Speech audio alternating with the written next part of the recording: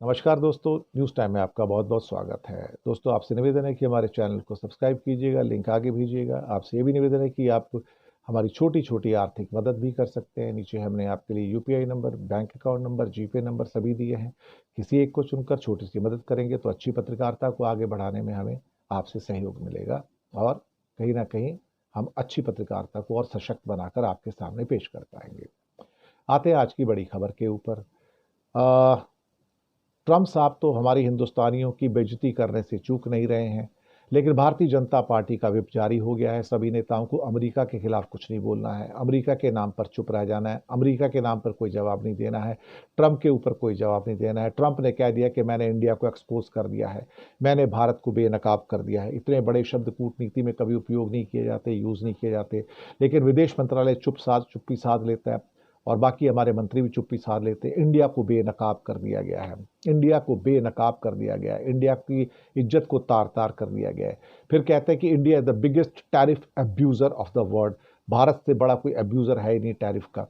इतनी बड़ी गालियां सुनने के बाद भी हम चुप हैं। हमें बड़ी कर्णप्रिय लग रही होंगी, मिठास खुल रही होगी, कहीं ना कहीं जयशंकर को ये गालियां मीठी लग रही होंगी। हाँ, खालिस्तानी जब उनका रास्ता रोक लेते हैं लंदन में तो उनको बड़ी चिढ़ होती है और वो कहते हैं कि हमें ये इस किस्म के आपके जो बिहेवियर है हमारे विदेश मंत्रालय के साथ में, हमें वो मंजूर नहीं है, आपको इनके खिलाफ एक्शन लेना होगा। लेकिन भाई ये भी कह देते कि भाई ट्रंप के खिलाफ भी एक्शन लेना होगा। ट्रंप जिस किस्म की गालियां दे रहे हैं, जिस तरीके से कह रहे हैं कि हमें बेनकाब कर दिया है, कि इंडिया तो बिगेस्ट अब्यूज़र है, इंडिया से बुरा कंट्री नहीं हो सकता, तो भाई आप उसका भी तो जवाब दीजिए। लेकिन क्या है कि तलवे चाटने हो सरकार ने तो यही होता है। सरकार की कायरता यहीं से नज़र आती है। देखिए, अगर औरंगजेब आपके ऊपर अत्याचार करता है तो आप उसकी कहानियाँ गढ़ते हैं और लोगों के सामने लेके आते हैं, फिर कहते हैं कि इसके तो चेहरे पे कालिख पोत दो, ये कर दो, वो कर दो। भाई अब ट्रंप साहब अगर आपको हथकड़ियाँ लगा के वापस भेज दें, अत्याचार करें, बेड़ियाँ पहना के वापस भेज दें तो आपको बहुत प्रिय लगती है, बहुत मिठास लगती है। अब आपको लगता है हम हिंदुस्तानी, बट ट्रंप तो अत्याचार कर ही नहीं रहे हैं। हमको बेनकाब करते हैं तो हमको अत्याचार करते नहीं हैं। इसके अलावा हमको टैरिफ अब्यूज़र कहते हैं तो हमको अत्याचार तो करते नहीं हैं। तो इस सदी में तो कोई अत्याचार कर नहीं रहा है। औरंगजेब बेचारे अत्याचार करके चले गए, ट्रंप साहब ने तो अत्याचार किया नहीं। अब क्या कहा जाए इसके अंदर, हम कह भी क्या सकते हैं।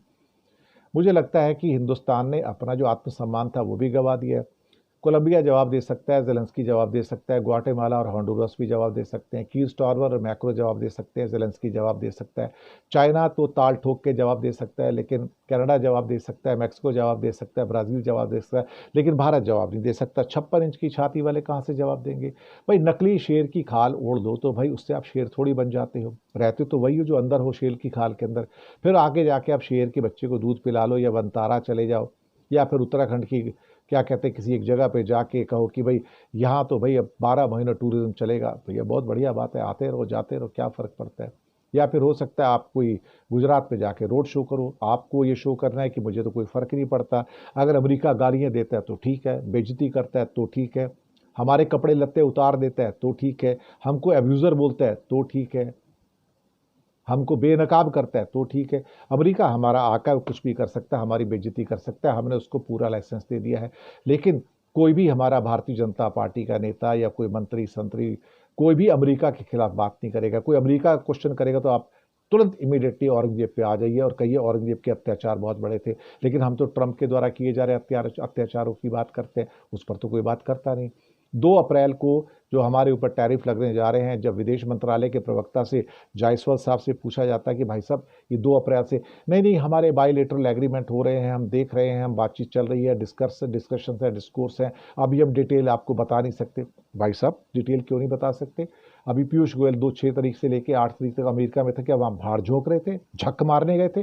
कोई विज्ञप्ति नहीं है। उनसे पूछा क्या करने गए थे वहाँ पे, वो अपने काउंटर पार्ट से उनकी मुलाकातें हुई है और कहीं ना कहीं इस बात का फैसला हो रहा है कि दोनों देशों के बीच में कोई बायलैटरल एग्रीमेंट हो, उस पर डिस्कशंस हो रहे हैं। क्या डिस्कशन हुए, किससे मुलाकात हुई, ये भी नहीं बताया किससे मुलाकात हुई, बस ये कह के चुप हो गई काउंटर पार्ट से। कौन काउंटर पार्ट है आपका वहाँ पर भैया, किससे मुलाकात हुई है आपकी?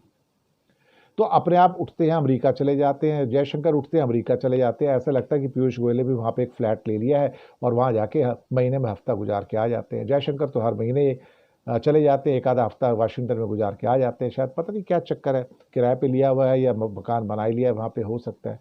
वैसे उनकी वाइफ भी जैपनीज है, इंडियन तो है नहीं, राष्ट्रवाद का नारा तो लगाते हैं।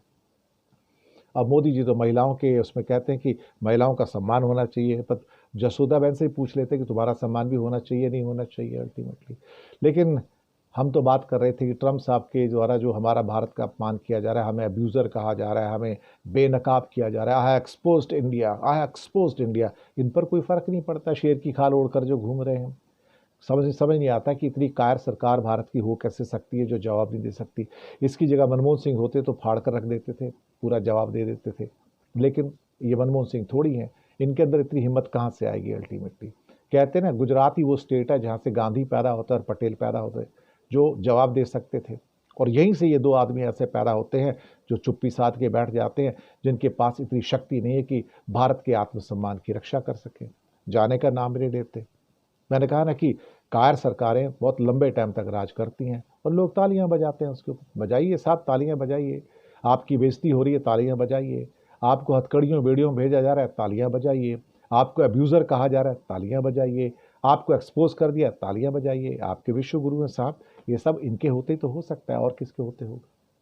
तो बहुत बहुत शुक्रिया आप सबका, फीडबैक दीजिएगा, प्रोग्राम कैसे लग रहे हैं अपने कमेंट्स लिख कर हमें बताते रहिएगा। बहुत बहुत धन्यवाद।